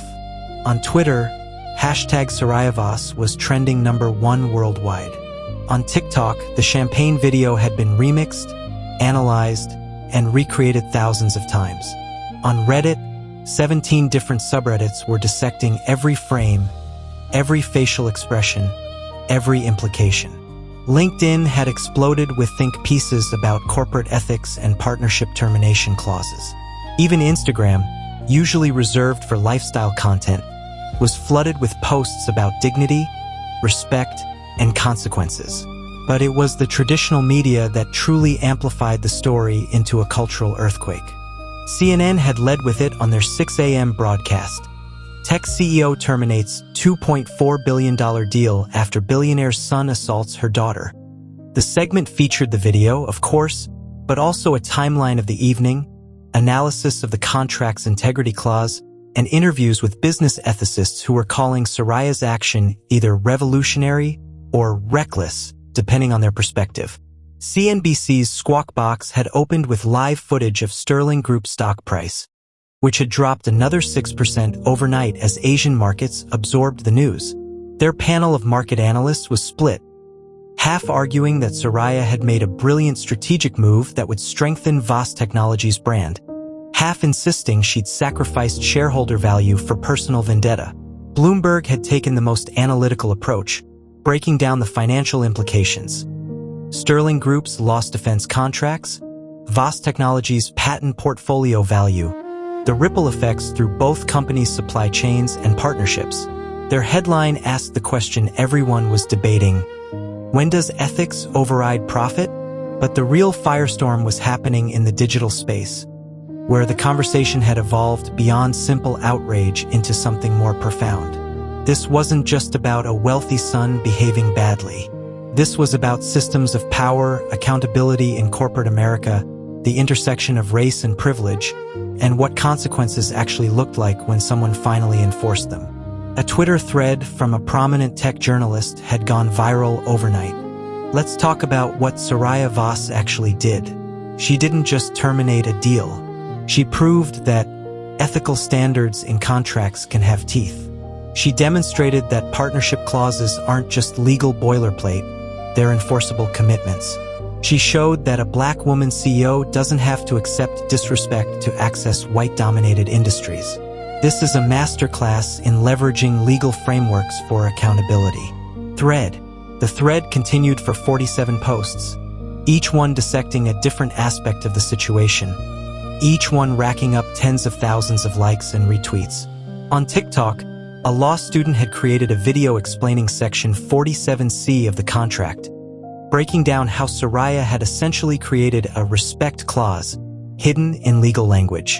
The video had 18 million views. The comments were overwhelmingly supportive. Queen behavior. This is what real power looks like. She said integrity over everything and meant it. But not everyone was praising her. Conservative media had seized on a different narrative. Cancel culture goes corporate, read one Fox Business headline. Their segments featured commentators arguing that Soraya had overreacted, that she destroyed jobs and shareholder value over a minor incident, that this represented a dangerous trend of woke capitalism prioritizing politics over profit. The backlash to that backlash was immediate and fierce. Within hours, videos of Kellen Sterling's previous scandals were circulating: the DUI, the sexual harassment complaint, 3 separate incidents of him being ejected from exclusive clubs for inappropriate behavior. Twitter threads compiled his social media history, revealing a pattern of racist and sexist comments that he'd either deleted or made private. The narrative that this was a minor incident or an overreaction collapsed under the weight of evidence that Kellen Sterling was exactly who he'd appeared to be that night. Rosa knocked gently on the office door. "Ms. Voss, your first interview is in an hour. Hair and makeup will be here in 20 minutes. And Anya is awake, asking for you." "Thank you, Rosa." Soraya closed her laptop, taking a moment to center herself. The day ahead would be grueling: 3 major television interviews, 2 conference calls with potential new partners, a board meeting, and a staff call with all Voss Technologies employees to explain the situation and reinforce the company's values. She found Anya in the kitchen, looking remarkably composed given the circumstances. Her hair was pulled back, her face makeup-free, and she was scrolling through her tablet with an expression that mixed disbelief with something that might have been vindication. "Mom, have you seen the internet? I'm apparently a dignity icon now. There are memes. Good memes, but still memes." Soraya smiled, sitting down beside her daughter. "How are you really feeling?" Anya set down the tablet. "Weird.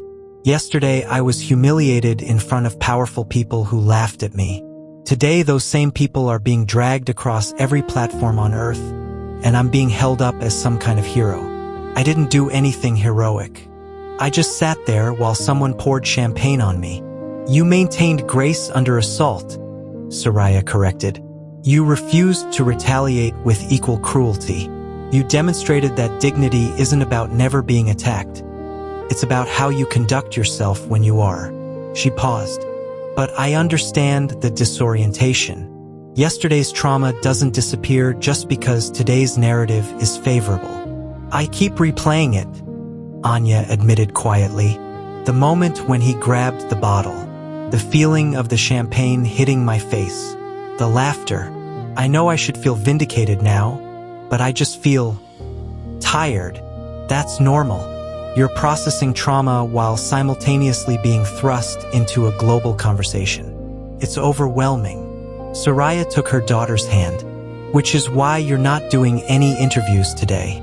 You're not making any statements. You're not engaging with social media. Today you rest. You process. You heal. Let me handle the public narrative." "But shouldn't I?" "No," Soraya said firmly.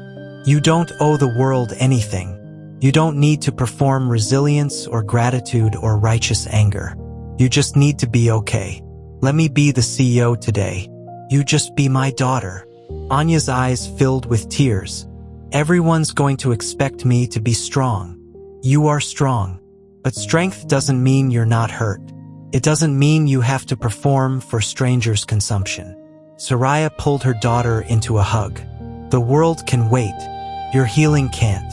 They sat like that for several minutes, the morning light streaming through the kitchen windows, the muted sounds of the media team working in the dining room, the world outside spiraling into conversation about them while they took this moment of quiet together. Eventually, hair and makeup arrived, transforming the kitchen into a preparation station. Soraya sat still while professionals worked on her face, making her camera ready, while her mind worked through the talking points she wanted to emphasize in the interviews. Message 1. This wasn't about revenge. This was about accountability. Message 2. The integrity clause wasn't a trap. It was a standard that Sterling Group agreed to and failed to meet. Message 3. Voss Technologies' decision sends a clear message to all potential partners. Respect is non-negotiable. Her phone buzzed with an incoming call from Marcus Chen, her chief financial officer. She answered on speaker while the makeup artist worked on her eyes. "Soraya, you need to hear this. We've received 47 partnership inquiries since midnight. 47. Defense contractors, tech firms, even 2 major automotive companies. They all want to meet. They all want to discuss partnerships. They're explicitly referencing our commitment to ethical standards as the reason." "Expected," Soraya said calmly. "Screen them carefully. Priority to companies with demonstrated track records of diversity, equity, and actual ethical practices. I don't want to replace one problematic partnership with another." "Understood. Also, our stock price is up 14% in pre-market trading. Investors are responding positively to the increased interest and the brand value of our principled stand. Keep monitoring. The market's going to be volatile for a few days while everyone processes. Make sure our communications team is ready with statements for shareholders." "Already prepared. One more thing. Sterling Group stock is down 32% now. They've called an emergency board meeting. Rumors are that Kellen Sterling is being removed from all operational roles and Lord Sterling is being asked to step down." Soraya felt no satisfaction in that news, just a cold acknowledgement of consequences playing out as predicted. "Not our concern. Our focus stays on Voss Technologies, strengthening partnerships, supporting our employees, and continuing to deliver innovative solutions. Sterling Group's internal restructuring is their problem to solve." "Agreed. Good luck with the interviews. You're going to do great." She ended the call as the makeup artist stepped back, surveying her work. "Perfect. You look authoritative but approachable. Powerful but not intimidating." Soraya studied herself in the mirror. The woman looking back was composed, prepared, armored in the kind of professional polish that corporate America demanded. But underneath, she was still a mother who'd watched her daughter be humiliated and had burned an empire in response. The interviews would be performance. The story would be narrative. But the truth, the raw, unvarnished truth, was simpler than any soundbite could capture. She'd had enough. Enough of watching talented people diminished by mediocre people with inherited power. Enough of accepting disrespect as the cost of doing business. Enough of teaching her daughter that success meant swallowing cruelty with a smile. So she'd stopped accepting it. And the world was watching what happened when someone finally, definitively, said no more. The car arrived to take her to the CNN studios. As she settled into the back seat, her phone lit up with a message from Anya. "Show them who we are, Mom. Show them what integrity looks like." Soraya smiled and typed back, "Already planning on it. Rest. Deal. Let Mama handle the world today." The drive to the studio took 30 minutes through morning traffic. Her media director rode with her, running through last-minute prep. "Anderson Cooper will probably push on whether you regret the decision. Don't let him make it about emotion. Keep bringing it back to the contract terms and the behavior that violated them." On CNBC, expect hard questions about shareholder value and whether you prioritized personal feelings over fiduciary duty. Your answer needs to address how ethical brand strength creates long-term value that exceeds short-term deal profits. Bloomberg will be more analytical. They'll want specifics on patent portfolio protection and future partnership strategy. "Understood," Soraya said, her mind already shifting into interview mode. This was a different kind of battle than last night's confrontation, but it was still a battle.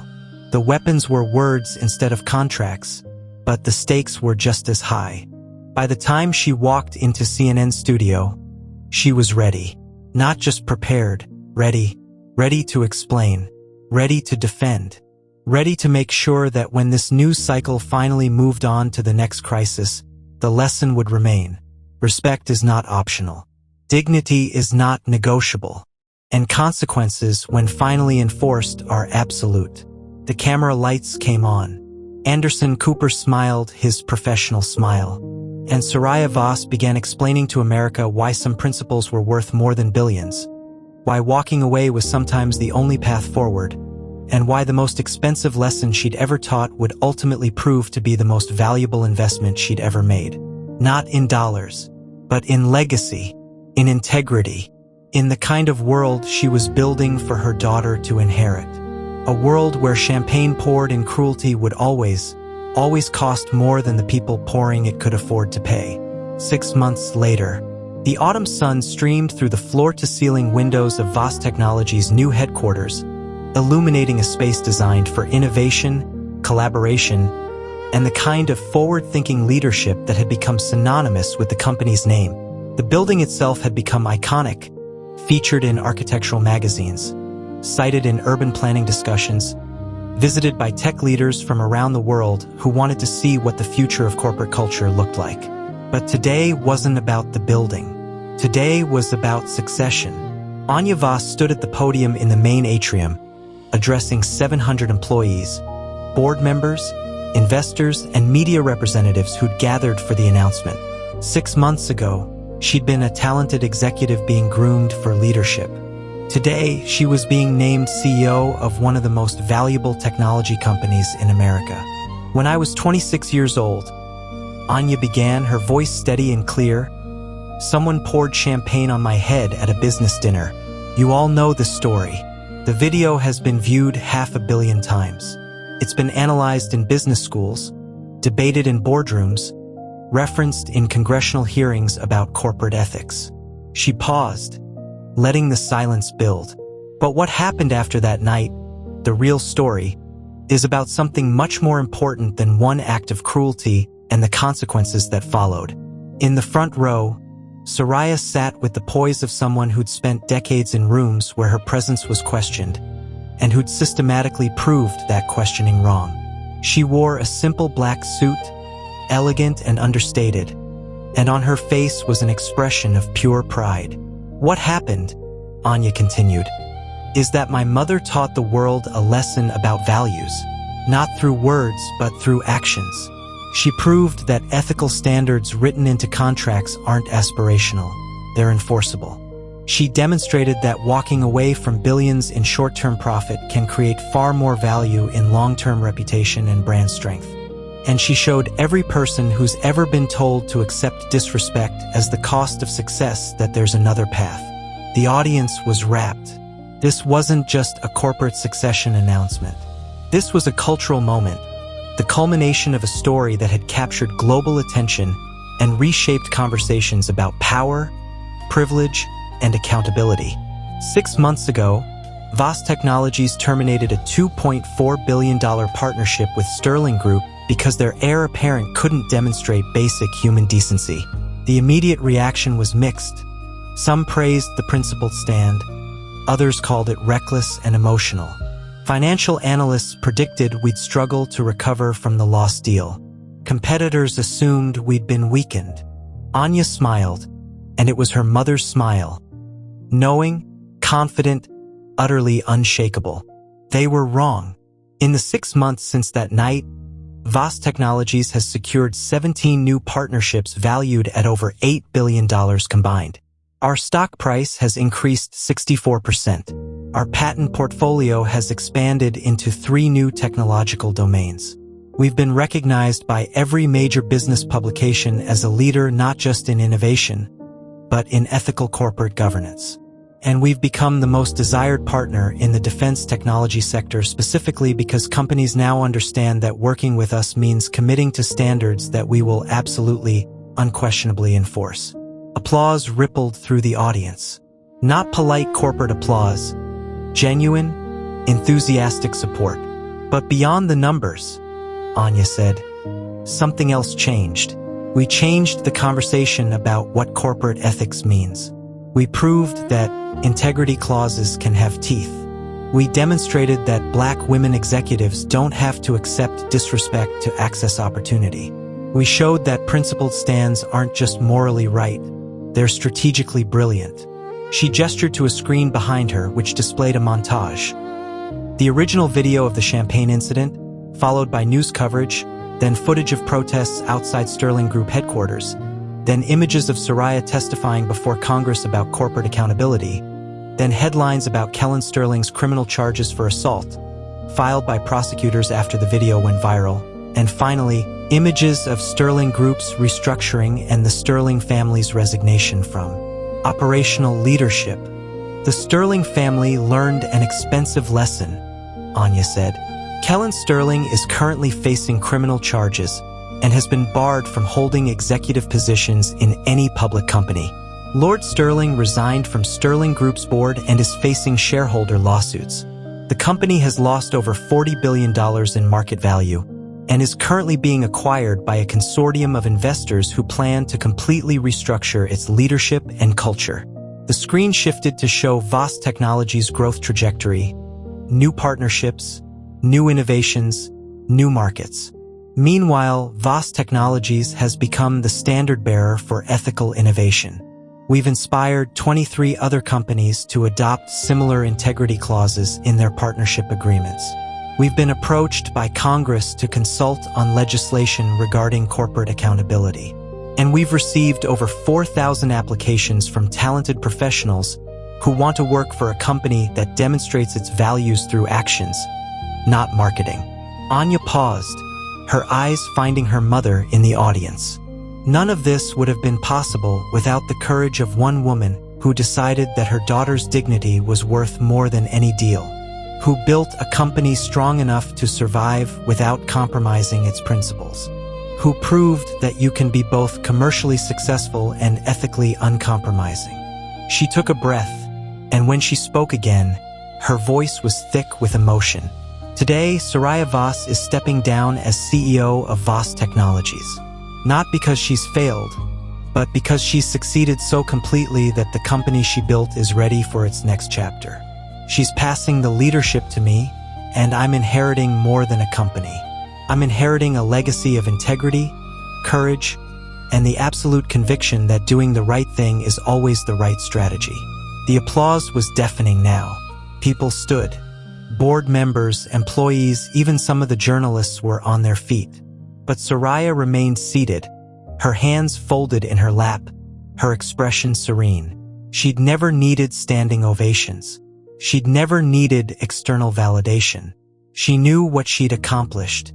As your new CEO, Anya said, once the applause had died down, I'm making a commitment to you, to our partners, to our industry, and to everyone watching.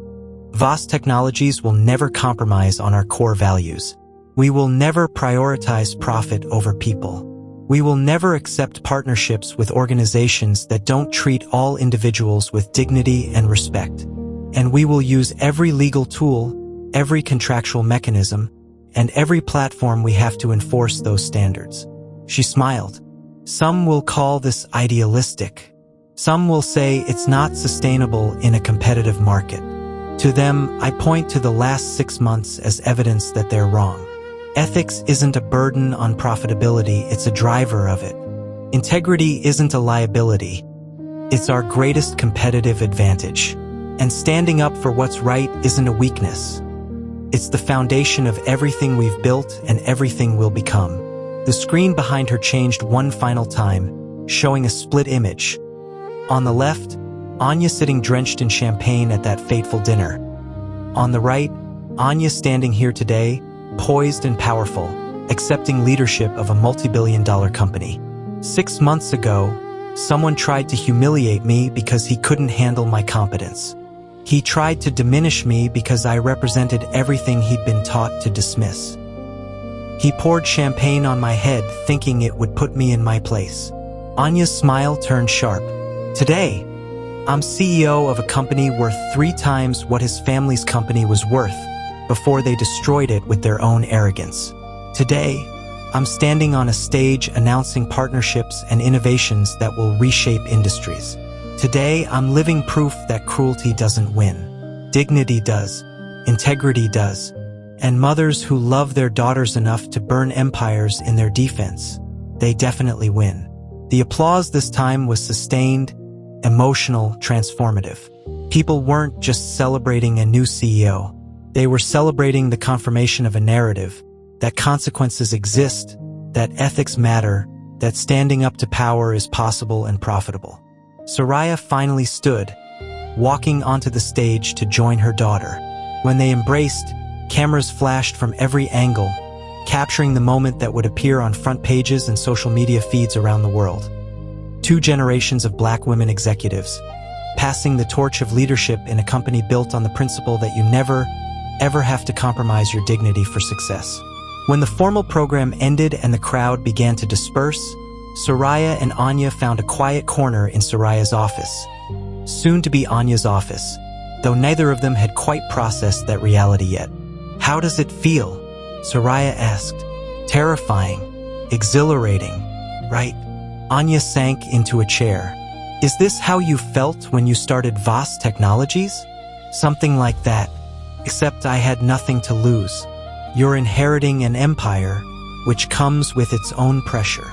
An empire you built from nothing," Anya pointed out. "An empire that exists because you refused to accept limitations or compromises." Soraya walked to the window, looking out over the city. "I built it because I had to, because no one was going to hand me opportunities, so I had to create them. Because every door was closed, so I had to kick them down. Because the world told me I couldn't, so I made it my mission to prove them wrong. And you did. Spectacularly." "No," Soraya corrected, turning back to her daughter. "We did. The company I built was successful.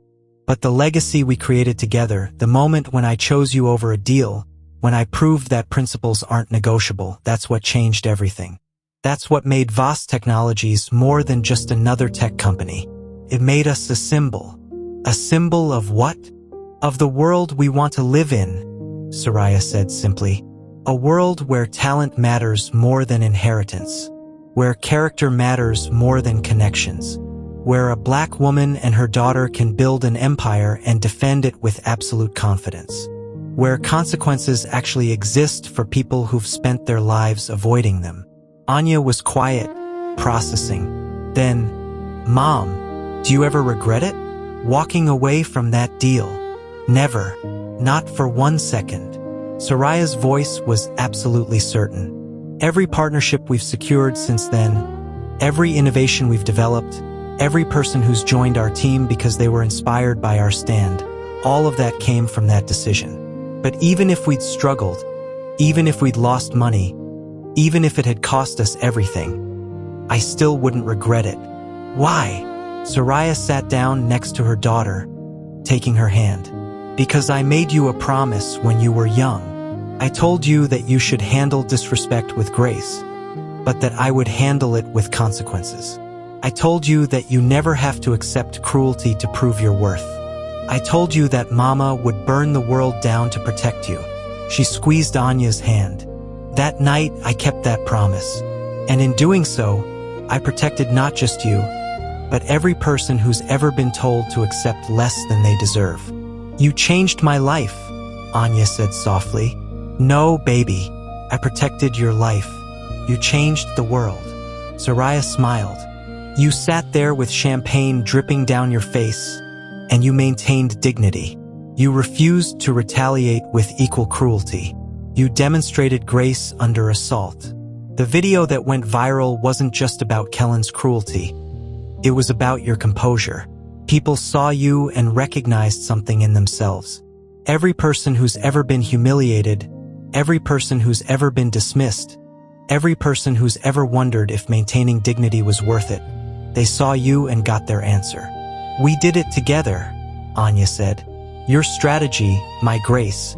Our combined refusal to accept the world's limitations." "Exactly. And now you're going to lead this company into the future. You're going to make decisions that prioritize people over profit, ethics over expedience, dignity over dollars. And when you do, people will criticize you.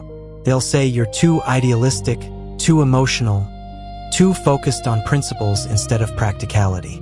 "What should I tell them?" Soraya smiled. "Tell them to check our stock price. Tell them to review our partnership portfolio.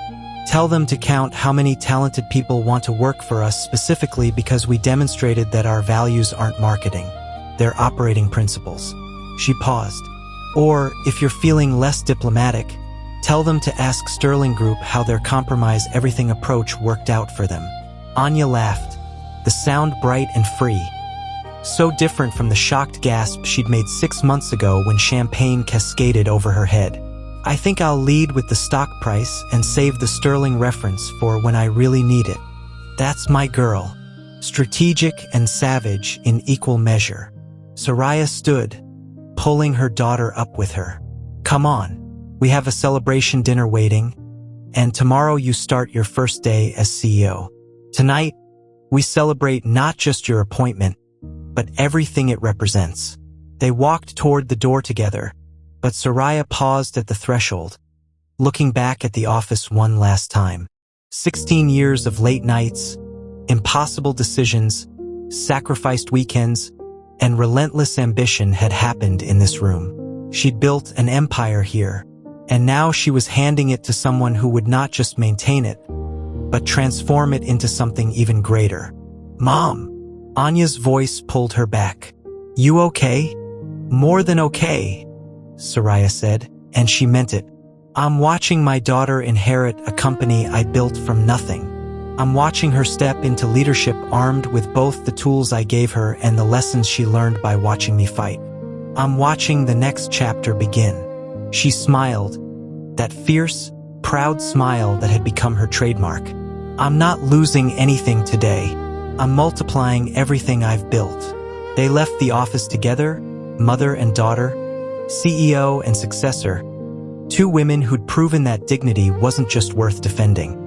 It was worth building empires upon. Behind them, the city lights began to twinkle as evening fell, each one a reminder of the world they'd changed simply by refusing to accept that power and principle were incompatible. 6 months ago, champagne had fallen like a weapon. Today, they would raise champagne in celebration. This time, as a symbol of victory, vindication, and the unshakable truth that had carried them through every challenge. Respect is earned through character, power is confirmed through consequences, and legacy is measured not in dollars, but in the lives you protect and the standards you refuse to compromise. Soraya Voss had built an empire. Anya Voss would expand it. And together, they'd proven that the most expensive lesson anyone could learn was simple. Never underestimate a mother's love, a daughter's grace, or the combined force of two women who refuse to accept a world that demands they be anything less than exactly who they are. The Sterling family had paid $2.4 billion to learn that lesson. The price tag was steep, but the education was permanent. And as Soraya and Anya walked out into the evening, heading home to celebrate the beginning of a new era, they both knew one thing with absolute certainty. It had been worth every single penny, every moment of risk, every second of consequence. Because some legacies are measured in profit margins. Others are measured in the knowledge that you changed the rules, protected your family, and proved that integrity isn't just a value. It's the foundation upon which everything truly valuable is built. That was the legacy Soraya had created. That was the legacy Anya had inherited. And that was the legacy that would outlive them both, inspiring generations to come to stand up, speak out, and never, ever accept disrespect as the cost of success. The champagne had fallen, the empire had risen, and the lesson was complete. If the story moved you, if it made you think differently about power, respect, and consequences, do me a favor, hit that like button and subscribe so you don't miss stories like this. And tell me in the comments, have you ever had to stand up for your dignity when it cost you something? Have you ever watched someone face real consequences for their actions? I want to hear your stories, because Soraya and Anya's story isn't just theirs, it's ours. It's about all of us learning that we don't have to accept less than we deserve. Drop a comment, share this with someone who needs to hear it, and let's keep this conversation going. The world changes when we refuse to stay silent. Let's change it together.